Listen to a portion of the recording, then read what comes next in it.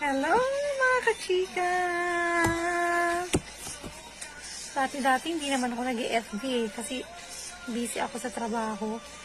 Busy ako sa pagtitinda. Pero 2 beses kasi ako na ospital. 2 beses din ako nasalinan ng dugo. Kaya ngayon, nagpapahinga ako. Kaya yun, FB lang muna. Reels muna.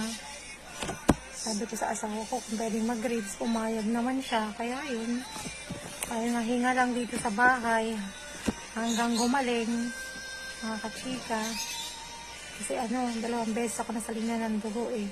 2 beses din ako na ospital. Hirap ng pinagdaanan ko.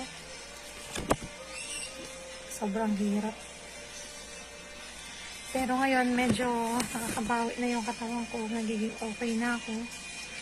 Yun, pahinga-hinga lang hanggang sa gumaling, mga kachika, hanggang sa gumaling ako. Yun, kaya reels lang muna, mga kachika. Wala naman tayong ginagawa, edi pare-reels lang, mga kachika. Bye!